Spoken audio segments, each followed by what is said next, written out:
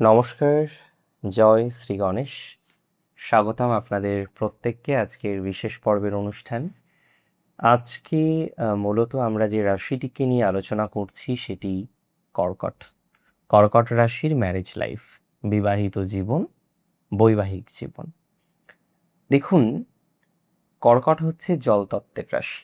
পরিবার বৎসল, পরিবারকে ভালোবাসেন, সবাইকে নিজের করে নেওয়ার এক অদ্ভুত ক্ষমতা কর্কটের আছে। সেই জল রাশি তো, জলকে আপনি যে পাত্রেই দেবেন সেই পাত্রের আকার আকৃতি ধারণ করার মতো অবস্থা। কর্কটও তাই, যে ফ্যামিলিতেই যাক, যেখানেই যাক, নিজেকে আপন করে নেয়, নিজেকে আপন করে নিয়ে কন্টিনিউ করার চেষ্টা করে। রবীন্দ্রনাথের একটা বিশেষ গান আছে, সখী ভালোবাসা কারে কয়, সে কি কেবলই যাতনাময়। তো কর্কট রাশির জীবনে এই যে গভীর অভিমান, ভালোবাসা, এই জায়গাটা যেন অনেকটাই তাই। সে যে যাতনা এবং একাকিত্বর মাঝেই হয়তো কর্কটের ম্যারেজ লাইফটা ঘেরা। কর্কট পরিবার বৎসল, আমি যেটা বলছিলাম, কেয়ারিং, পার্টনারের জন্য সেই বলেন আমি তোমার জন্য জীবন দিতে পারি, এই কথাটা আমরা শুনি। প্রথম প্রথম মনে হয় সত্যি, পরে মনে হয় সত্যিই কি তাই, কিন্তু এটা সত্যিই সত্যি কর্কটের জন্য। কর্কট ভালোবাসার মানুষের জন্য নিজেকে নিঃশেষ করে দিতে পারে, এটা ইউজুয়ালি তারা করে। কিন্তু তাদের বিবাহিত জীবনে অবহেলা তারা ইউজুয়ালি পেয়ে থাকে। ম্যারেজ লাইফ নিয়ে আমি বলবো না সবাই, এটা কোনোদিন হতে পারে যে কর্কট রাশি মানেই ম্যারেজ লাইফ খারাপ, বাট কর্কট রাশির ম্যারেজ লাইফ নিয়ে কর্কটের ভোগান্তি যথেষ্ট তৈরি হয়ে যায়। দেখুন, 3টি হাউসকে গুরুত্ব দেবেন জানেন তো যখন ম্যারেজ লাইফ আলোচনা করতে হবে। একটা সেকেন্ড হাউস, একটা 7th হাউস, একটা 11th হাউস। কর্কটের সেকেন্ড হাউস হচ্ছে সূর্যের ঘর, সিংহ রাশি, শ্বশুর বাড়ি এবং ইগোর জায়গা। কর্কটের সেকেন্ড হাউস মানে কি? শ্বশুর বাড়ির জায়গা, ইগোর জায়গা। আজকে কর্কট রাশির জাতক জাতিকারা এই যে সেকেন্ড হাউসটা কেন ইগোর জায়গা হলো? সেকেন্ড হাউস মানে তো কুটুম্ব, পরিবার, ইগো কেন বললেন? কেন বললাম? আপনার সেকেন্ড হাউস তো সিংহ রাশি, ইগো আছে আপনার ম্যারেজ লাইফ। পার্টনারের থেকে ইগো পান, শ্বশুর বাড়ির লোকদের থেকে ইগো পান, এটা আসে। সেকেন্ড হচ্ছে 7th হাউস, যেটা মকর রাশি, আর 11th হাউস যেটি বৃষ রাশি। যে কারণে বৈবাহিক সুখের মধ্যে কমফোর্ট অনেক ক্ষেত্রেই পাওয়া যায়, অনেক ক্ষেত্রেই কেয়ারিং আমরা আপনারও অপোনেন্ট দেখেছি। যদি কর্কট হয় তাহলে তো কথাই নেই। তবে কর্কট রাশির ইউজুয়ালি ম্যারেজ লাইফে যে পার্টনার, তিনি খুব প্র্যাকটিক্যাল হন। প্র্যাকটিক্যাল মাইন্ডসেট প্রচুর পরিমাণে থাকে, ঠান্ডা মাথা, কঠোর নিয়মানুবর্তিতাটাকে মেনটেন করতে চায়। কর্কট তো চায় আবেগ, কর্কট আবেগে ভাসে। অনেক ক্ষেত্রেই পার্টনার তেমন হয় না। কর্কট যতটা আবেগপ্রবণ, পার্টনার ততটা বাস্তববাদী, পার্টনার ততটা গম্ভীর। আসলে এই ঘরের মানে মকরের চালিকা শক্তি 3টি নক্ষত্র, উত্তরাষাঢ়া, শ্রবণা, ধনিষ্ঠা। আমি বলে দিই, আপনার ম্যারেজ লাইফে আপনার পার্টনারের মধ্যে শনি ছাড়াও সূর্য, চন্দ্র এবং মঙ্গলের প্রভাবটা অতিরিক্ত মাত্রায় থাকে। উত্তরাষাঢ়া নক্ষত্রের প্রভাব থাকার কারণে আমি অনেক ক্ষেত্রেই দেখেছি আপনার জীবনসঙ্গীর মধ্যে অহংকার বোধটা অনেক সময় বেড়ে যায়, যেখানে আপনি অহংলেস। কর্কট এমপ্যাথেটিক, অহংকার অতটা নেই। আপনার পার্টনারের মধ্যে অনেক সময় জেদ ভাবটা বেশি চলে আসে, এবং সব থেকে খারাপ লাগে আপনি এমনিতেই সেবা শুশ্রূষা করতে পছন্দ করেন, কেয়ার করতে পছন্দ করেন, তার উপরেও আপনাকে ডমিনেট করতে চায়। তাই তো কর্কটের অনেক ক্ষেত্রে পার্টনার সেই কোথাও যেন গিয়ে কর্কটের নরম স্বভাবকে সুযোগ নিয়ে পার্টনার নিজের মতামতকে কর্কটের উপর জোর করিয়ে চাপিয়ে দিতে চায়, এবং খুব দায়িত্ব নিয়ে বলছি, কর্কট মেনেও নেয়। অনেক ক্ষেত্রেই কর্কট মেনে নেয়। শ্রবণা নক্ষত্রের প্রভাব আছে, হ্যাঁ, এটা আমি বলবো আপনাদের পার্টনারের মধ্যে বাইরের কড়া ভাবটা অনেক ক্ষেত্রেই বেশি, কিন্তু সমস্যা হলো নিজের আবেগটাকে মুখে প্রকাশ করে না।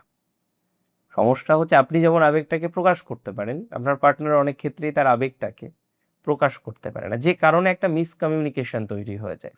আমি আপনাকে বলছি আপনার পার্টনার খারাপ নয়, শুধুমাত্র কড়া, রাশভারী, গম্ভীর, একদমই তা নয়। হ্যাঁ, কিছু কিছু ক্ষেত্রে অবশ্যই তাই, কিন্তু আপনার পার্টনার না শেয়ার করতে পারে না, আপনার পার্টনার বলতে পারে না। এটা আপনার পার্টনারের একটা বড় সমস্যা। কর্কট তো ভালোবাসা চাই, কর্কটের একটাই চাওয়া পাওয়া, ভালোবাসা, মানসিক শান্তি, মানসিক আন্ডারস্ট্যান্ডিং আর কিচ্ছু না। কিন্তু পার্টনার অনেক সময় পাথরের মতো নির্বিকার, ভালোবাসে আপনাকে, আপনাকে শ্রদ্ধাও করে, কিন্তু সমস্যা হচ্ছে প্রকাশ করে না। মানে ভালোবাসে বেশি, প্রকাশ করে কম, বিষয়টা এরকম। তবে পার্টনারের মধ্যে আপনি নিশ্চয়ই খেয়াল করেছেন মাঝে মাঝে একটু লড়াই করার মেন্টালিটি চলে আসে তো, লড়াই করে আপনার সাথে অনেক সময়, অকারণে রাগ করার একটা টেন্ডেন্সি আমরা প্রায়শই কর্কটের পার্টনারের মধ্যে দেখতে পাই। অকারণে একটু একগুঁয়ে হয়ে গেল কোনো একটা বিষয়কে কেন্দ্র করে, না এটা মানে এটাই, এই যে মেন্টালিটি, এটা অনেক সময় আমরা কর্কটের দেখে থাকি, কর্কটের পার্টনারের মধ্যে দেখে থাকি। কোনো কারণে মতের অমিল হলে পার্টনার এমন রুক্ষ ব্যবহার করে, এটা কর্কটকে সব থেকে বেশি কষ্ট দেয়, পার্টনারের রুক্ষ ব্যবহার। কারণ কর্কট রাশি নরম মনের রাশি, আর কর্কট রাশির মনে আঘাত হওয়াটা খুব কঠিন। একবার আঘাত হলে সেই আঘাতটাকে সমাধান করাটা না খুব কঠিন ব্যাপার, খুব কঠিন ব্যাপার। কিন্তু আমরা প্রায়শই এটাই দেখি যে কর্কট রাশির পার্টনার কর্কটকে কথা দ্বারা বিদ্ধ করে ফেললো, কথা দ্বারা আঘাত করে ফেললো। কর্কটের এক্সপেকটেশনের বাইরে এগুলো। দেখুন, কর্কট শুধু লাখ লাখ টাকা দিলে খুশি এরকম একদমই না। কর্কটের প্রথম ইউএসপি যেটা সে চায় সেটা হচ্ছে ভালোবাসা, একটু শ্রদ্ধা, ভালোবাসা, একটু কেয়ার। আর এই মানুষটা সারা জীবন এটা দিয়ে যায়, বলতে খারাপ লাগলেও সাধারণত এটা পায় না। কর্কট রাশির জাতক জাতিকাদের ম্যারেজ লাইফে কিন্তু অনেক রকম প্রবলেম আসে। আমি যদি বলি কর্কটের ম্যারেজ লাইফের প্রতিবন্ধকতা কি কি, প্রথম আমি আপনাকে বলি শ্বশুরবাড়ির তীব্র সমস্যা এবং কূটনীতি। আপনি খেয়াল করে দেখবেন আপনার শ্বশুরবাড়ির লোকজন, বিশেষ করে শাশুড়ি ননদ হতে পারে বা ভাইস ভার্সা হতে পারে, একটা প্রচণ্ড নেগেটিভ ভাইবস আপনাকে রাখে। শ্বশুরবাড়ির অতিরিক্ত ডোমিনেশন, কথায় কথায় আপনাকে ছোট করা, আপনার বাড়ি নিয়ে খোঁটা দেওয়া, মানসিক শান্তি কেড়ে নেওয়ার মতো একটা পরিস্থিতি কর্কটের তৈরি হয়ে যায়। কর্কটের ম্যারেজ লাইফের সব থেকে বড় বাধা এটা, ইগো, শ্বশুরবাড়ির মানুষের ইগো।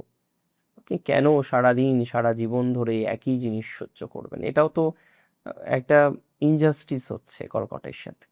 কর্কট সবসময় এই জায়গাটা পায়, একটা ইনজাস্টিস হয়ে যায় কর্কটের। তবে একটা কথা আমি আপনাকে বলে দিই, অনেক সময়ই কর্কটের যে পার্টনার কর্কটকে অতটা গুরুত্ব দিতে চায় না। এটা অ্যাকচুয়ালি আপনাকে বুঝে ফেলেছে, আপনি কেমন সেটা সম্পর্কে পরিচিত হয়ে গেছে, যে যাই হয়ে যাক আপনি সাথে থাকবেন, আপনি পাশে থাকবেন। দেখুন, কর্কটের ডিভোর্স হয় না এটা ভুল কথা। সপ্তমপতি সিক্সথের সাথে কানেকশন, সিক্সের সাথে কানেকশন, সপ্তমপতির 6th হাউসের কানেকশন, 6th হাউসের কানেকশন, মার্কারির কানেকশন, ডুয়াল প্ল্যানেটের কানেকশন, হতে পারে ডিভোর্স কর্কটের, বাট সংখ্যাটা কম। কর্কট শেষ বিন্দু দিয়ে চেষ্টা করে আঁকড়ে ধরে রাখার। কর্কট ডিভোর্স পছন্দ করে না, কর্কট ডিভোর্স কম চায়। কিছু কিছু রাশি দেখলে বোঝা যাবে যে সে ডিভোর্স আদৌ চাইবে কিনা, বেশি চাইবে কিনা। কিন্তু কর্কটেরও তো একটা মানে সেও তো মানুষ, একটা লিমিটেশন আছে। আমি কর্কট রাশির ক্ষেত্রে আন্ডারস্ট্যান্ডিং এর অভাবটা প্রায় অনেকের মধ্যে দেখেছি। তার ম্যারেজ লাইফে আন্ডারস্ট্যান্ডিং এর অভাব। কর্কট চাই, একদম সিম্পল কথা বলি, মানে কর্কট চাই তার পার্টনারের বুকে মাথা রেখে একটু মনের কথা বলতে, একটু মনের কথা শুনতে। অনেক বড় চাহিদা না এটা, কিন্তু কর্কটের পার্টনার এই বিষয়গুলো না পছন্দ করে না অতটা, একটু প্র্যাকটিক্যাল বেশি।